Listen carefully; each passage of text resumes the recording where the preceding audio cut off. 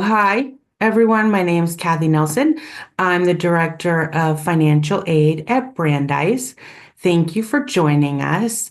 We also have Amy Herbold, who's our Senior Associate Director of Financial Aid and Compliance, and Rahel O'Toole, who is our Senior Assistant Director of Financial Aid, who will be participating by answering questions. So if you do have questions, please put them into the question and answer area, and Amy and Rahel will either answer them or hold on to them to ask to the general during the general session. So welcome to the undergraduate financial aid presentation. Today, we're going to cover several topics. The first being our renewal application, which hopefully everybody's gotten some emails about, and we'll talk about what's required, along with the status of the FAFSA changes. We all got a huge exercise in patience last year with the FAFSA simplification rollout, and I want to give you an update on that. We're going to talk a little bit about financial aid in general and what is financial aid, what affects financial aid, how here at Brandeis we have the opportunity for appeals, and we have emergency funds. We'll touch on our financing options as well as our financial literacy program and how you can take advantage of that. So to start with our financial aid application, the deadline is March 1st, so it is coming up, but next week you have off. So it's a great time to do something fun, but to also take advantage of the time to complete your aid application. So it's done before March 1st. For U.S. citizens and eligible non-citizens, you are required to complete the FAFSA, the free application for federal student aid. If you go to a website online and it tries to charge you a fee, run away from that. That's not the correct website. The free application for federal student aid, the FAFSA, is free. So don't pay anyone. If you have questions at any time, definitely let our office know so that we can make sure you have the information that you need for free. For all of our students who are applying for Brandeis need-based grants or scholarships, we require the CSS profile.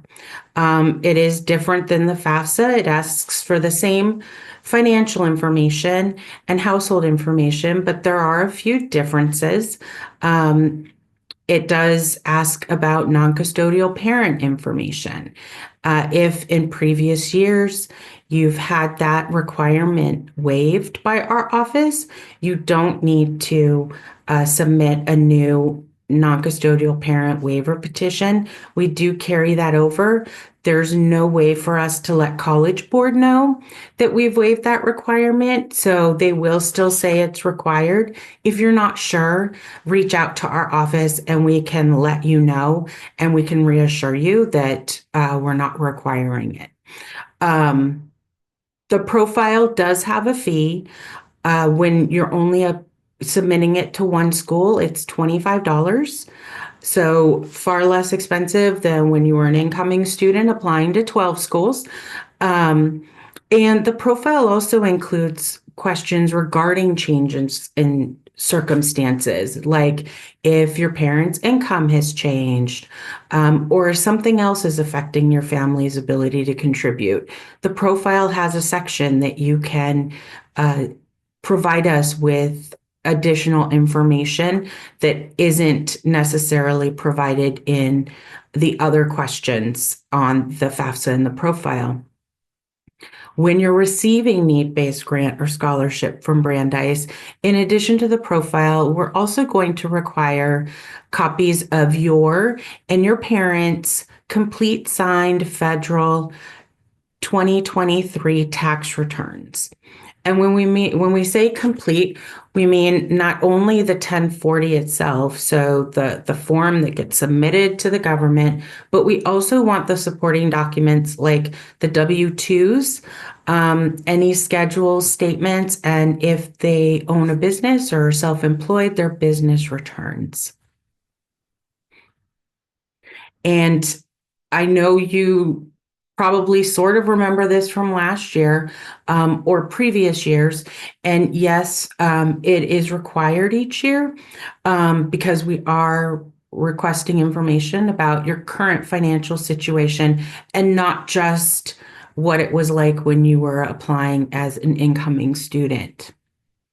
So we do send emails with instructions. We also send missing information emails, but you can also log into Workday and check the status of your application. And once aid packages are available, you can view your aid package in Workday. When you log into Workday and you come to kind of the welcome page, if you click in the top left-hand corner on the menu link, you'll get this drop down. And at the bottom is student financial aid. When you click on that, you'll then come to a page that provides you with the financial aid portal. When you click into the financial aid portal, it pulls up your financial aid status. And if you look in the top right-hand corner, you'll see that there's a drop-down box that shows the academic year. So in this example, it's the current academic year 24-25, and it shows in this instance that the student's financial aid application is complete because all the required documents are showing is received. It even shows the date received. If you wanted to look at your aid application for 25-26, you would just change that drop down arrow to 25-26 and it would show you all the documents that we need for next year. If you click on the get more information, it drops down and shows you any documents that also may be required beyond the 4 that initially show. There's also a link to get your financial aid package once those are available. And if you click on that, it will show you not only the cost of attendance, but when you scroll down, it has your whole entire financial aid package, your current financial aid package, or the one that's available for next year, which will usually start becoming available the end of June, beginning of July for 2025-2026. So you don't necessarily have to wait till our office is open Monday through Friday between 9 and 5. You can look online through Workday, but obviously always reach out, email or call, schedule an appointment if you have questions for us. In the beginning, I mentioned our exercise and patience last year that we got from the FAFSA simplification that was rolled out and that was delayed. It had a lot of glitches. We are happy to report that this year has gone much more smoothly. The FAFSA became available earlier than expected. And our students and families who have completed it are kind of contacting us to make sure they actually did it okay because it was so simple. And it went so quickly. Something to remember is that parents and or student spouses are now called contributors. So not to get thrown by that change in terminology from last year, and that all contributors need to have their own individual FSA IDs. They are the same ones that you used last year.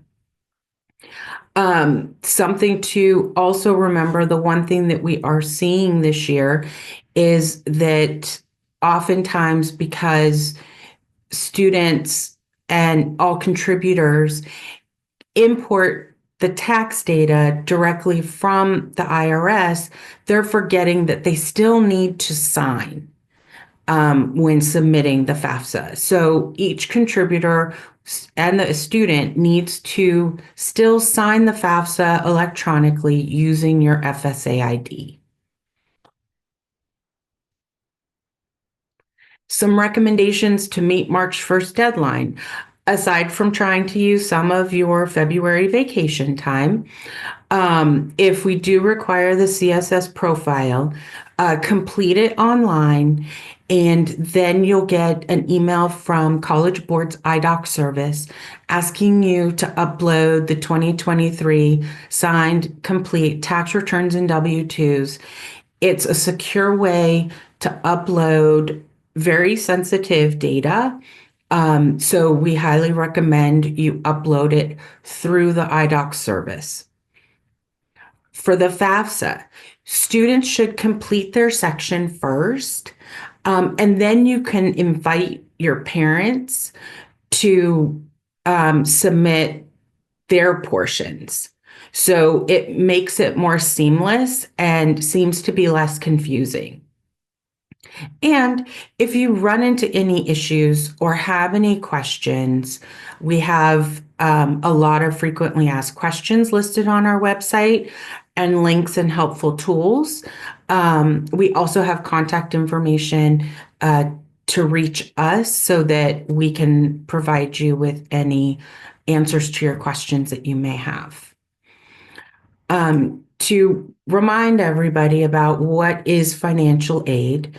With financial aid, we have three primary components. We have grants and scholarships, which are called gift aid. They're our favorite kind of aid because they don't need to be repaid. We also have work study and student university employment.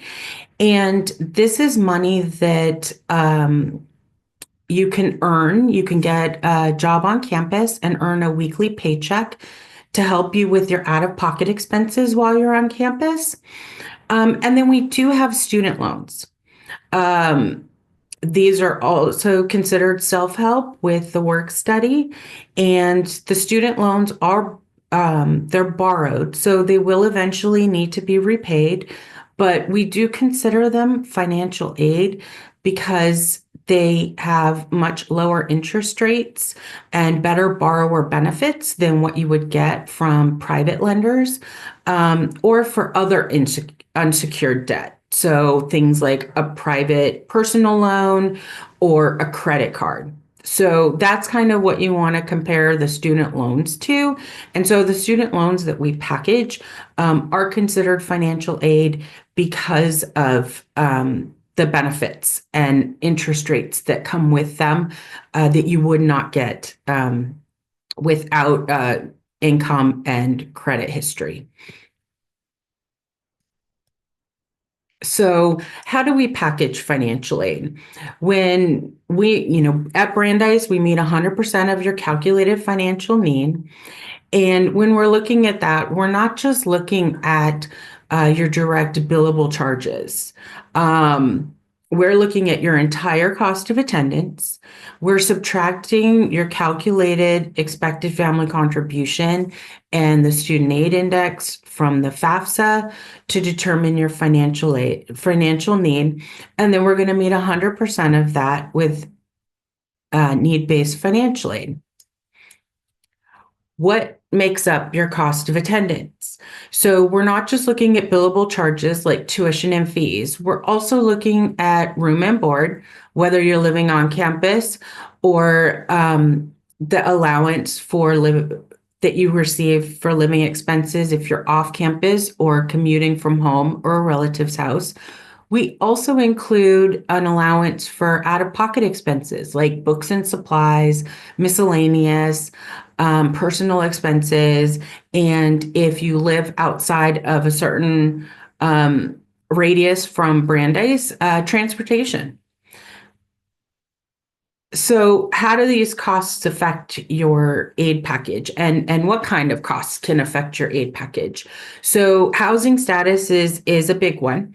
And I know with housing applications, you're now applying for on-campus housing for next year. And whether you're on campus or off campus, that can affect your financial aid eligibility, which results in how much grant and scholarship you're eligible for. And this is just to give you an idea of how it affects it based on this year's budget. And for 24-25, the on-campus uh, allowance was $19,944. For students who are living off campus, they still received a significant budget for their apartment and out-of-pocket expenses living in an apartment. But it is $6,630 lower than the on-campus budget. So your grant or scholarship would be $6,630 lower. And the same thing happens with commuting from home. You still receive a budget, it's just a little lower.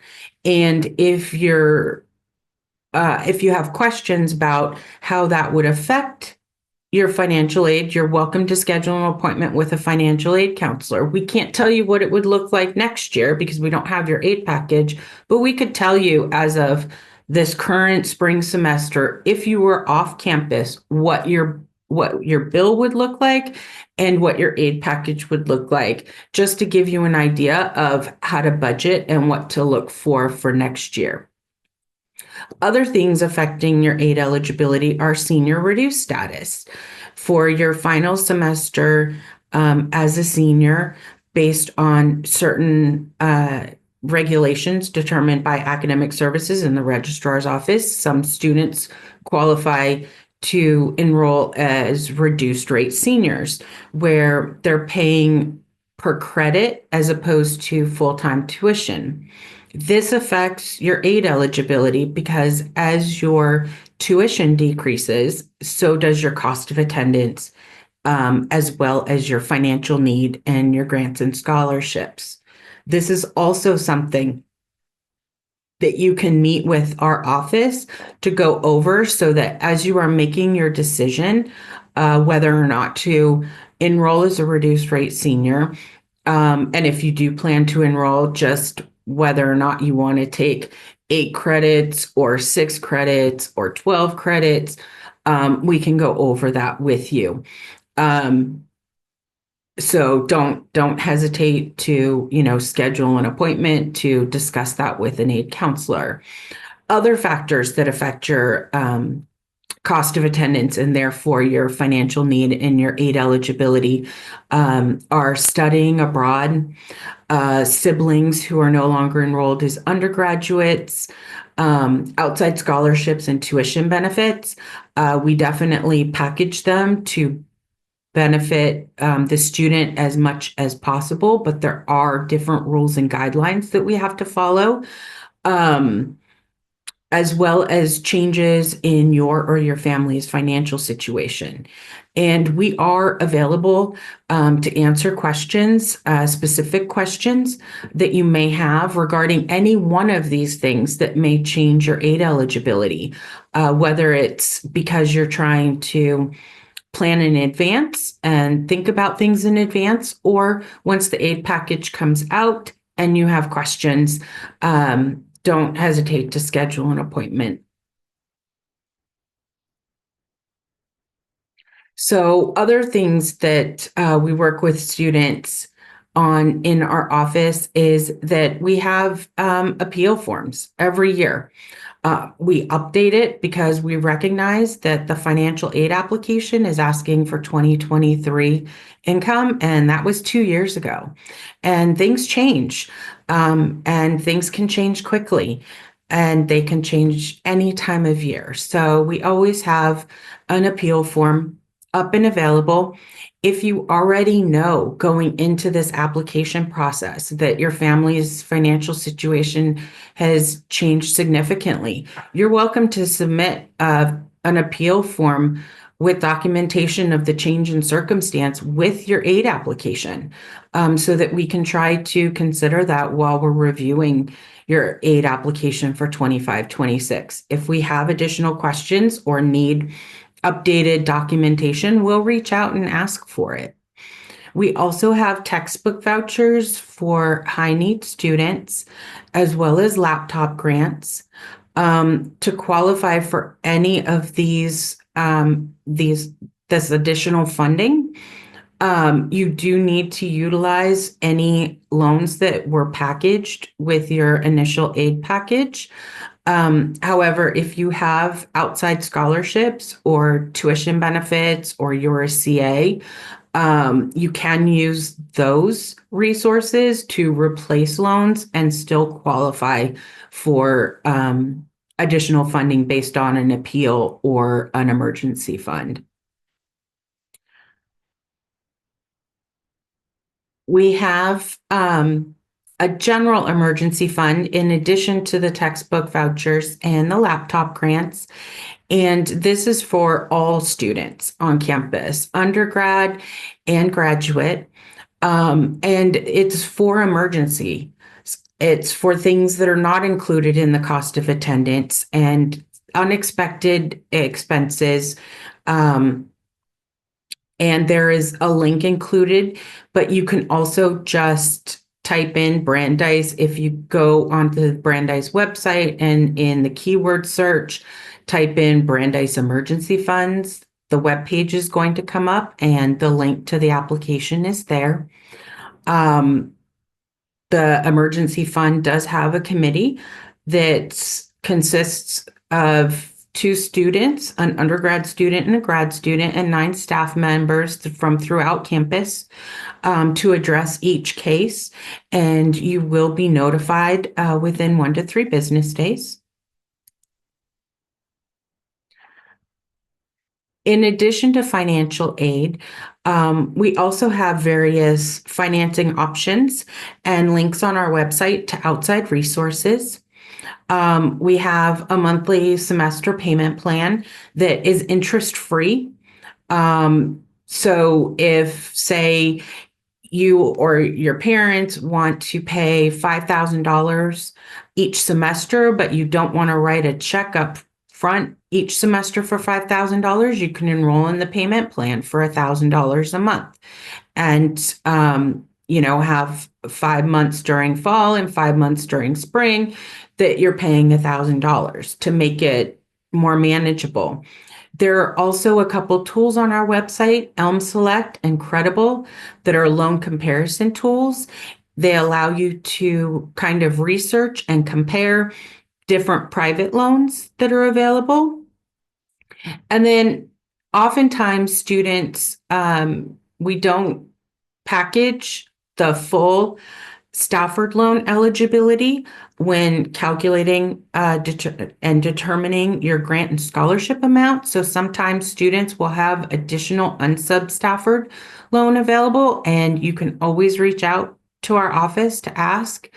Oftentimes it's a couple $1,000s, but again, the Stafford loan has better interest rates and borrower benefits than a private loan. So it could either, help cover your balance due, or it could just reduce the amount of a private loan that you would need. And then we also have links to a couple of websites for outside scholarships. And some of the more recognized ones like FastWeb, Big Future Scholarship through College Board, and Going Merry are amazing tools that allow you to research outside scholarship opportunities that you may be eligible for. Each one asks you a bunch of questions that you answer pertaining to your situation and your circumstances. They run your information through their database and match you up with scholarships that it looks like you may be eligible for. And that is another great thing to do during February break. If you're watching a movie and you're bored, kind of take a look at those websites, because maybe there's some free money out there that you qualify for that you just weren't aware of. It could be an outside scholarship of $500, but if you receive 5 of those, that's an extra $2,500. And if they're renewable, that could be an extra $500 or $7,500 and really helpful. So definitely take advantage of those tools and see if there's something out there. We also have a financial literacy program. Um, Willow in our office has a couple classes each semester and also has some appointments where they speak about money management and simple budgeting tools. Talk about student loans and debt management for when you graduate or just, you know, in years to come, as well as salary, debt to income, and loan and other calculations. We have a free tool called iGrad that you can use. All students can use that to kind of go and complete a budget and, use some of the tools to look at what your loan repayments might look like and what kind of salaries you're based on based on what you're interested in doing once you graduate. And then whether you have current questions, you're planning next semester, or even after you graduate, we still have students who've graduated who have questions, whether they're thinking about going on to grad school, loan repayment. They still schedule appointments, and we have in-person lobby appointments for students who need to complete their I-9s in order to work on campus.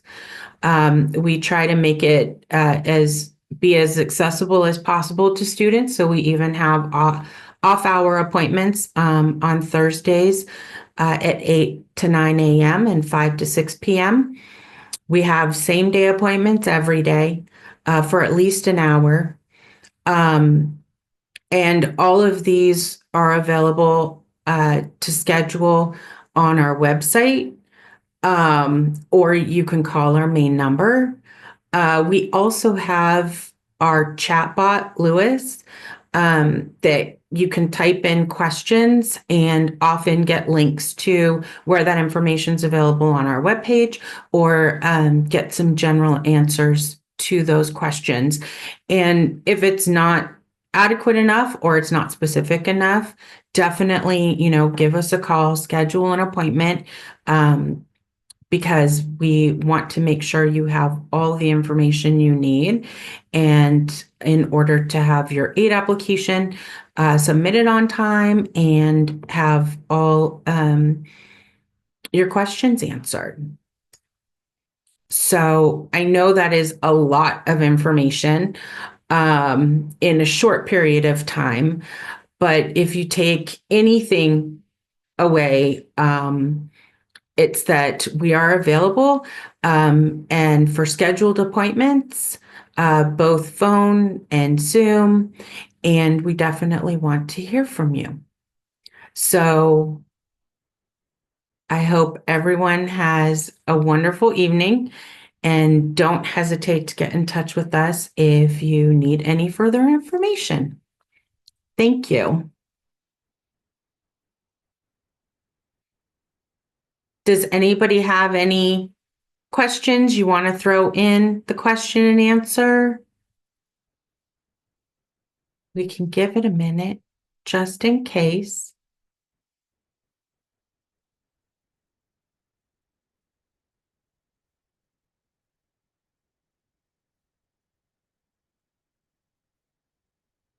Well, thank you for joining, and you know where to find us if you need us. All right.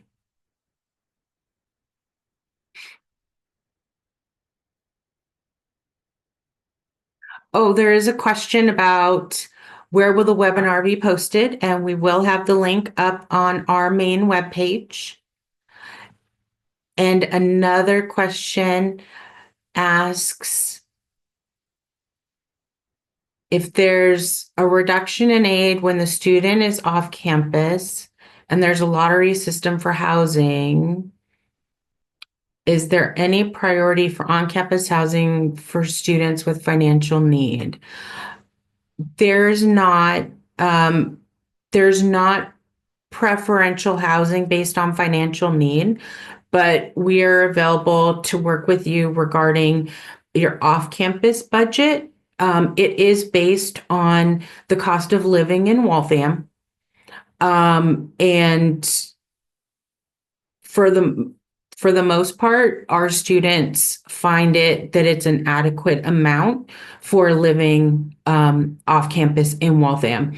But if you're unsure, or once you've secured an apartment, if you have questions, definitely contact our office so we can work with you about the budget.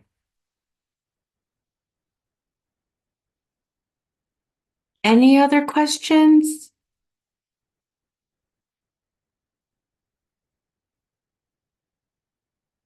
All right. Well, thanks again.